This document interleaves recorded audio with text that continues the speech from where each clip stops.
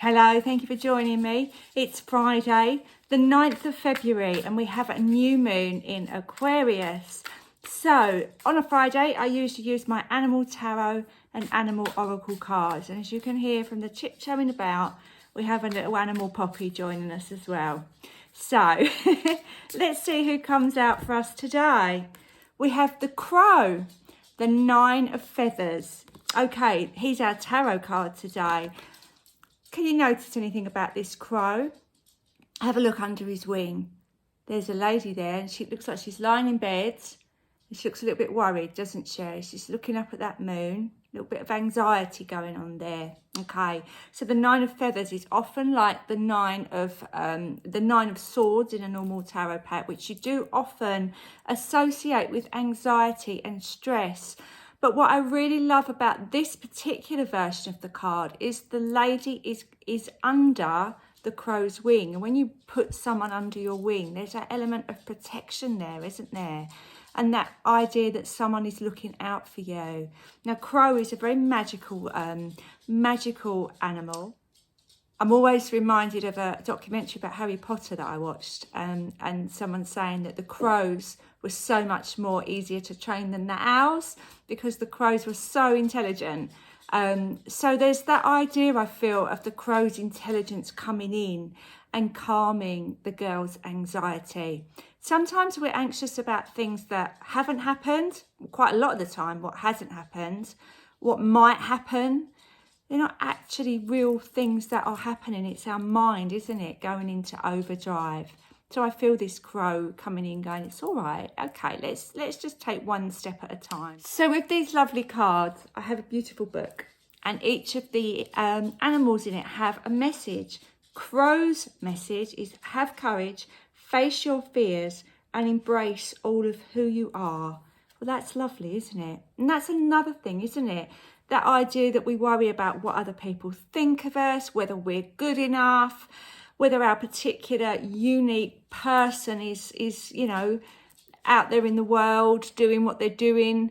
And we can really limit ourselves when we're working from this space. So I really do feel that Crow is reminding us that we're all magical, wonderful, unique beings. And you shouldn't hide who you are or hide your talents or hide your dreams because you're too worried about what might happen or what other people might say.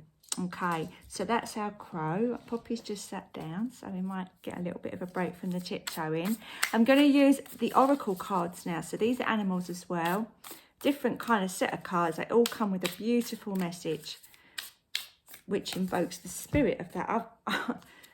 Butterfly. We had butterfly, didn't we, before? Transformation is beautiful.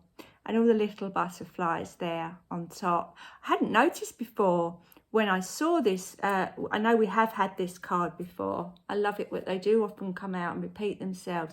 Can you see the crown there? I don't know why that crown is relevant, really. I'm getting images of the moment when a king or a queen is crowned. It's a very, very solemn affair, but also a really magical one, where they are literally given the power invested in them. And I feel that that's what we're saying here. You know, would you rather be this person hiding away in the dark and the shadows worrying, or is it time for you to take your own particular crown and really become the person that you were always meant to be? The other thing that's interesting about this card now, it's number 11. Now, these particular cards are organised alphabetically. So obviously butterfly, B, it's going to be quite early up in the pack. But I feel that 11 on top of that crown is a real message from spirit. When you see 11 or 1111, it is a message, it is an angel message. Or a spirit message that, you know, you're on the right path and you're going the right way. So whether or not it's a coincidence or intentional that the butterfly is number 11 in this card's range, I feel that is very, very significant for us. Okay, now I did say this was a new moon in Aquarius reading. I've not mentioned them. Obviously the moon is here, but we've got the full moon here.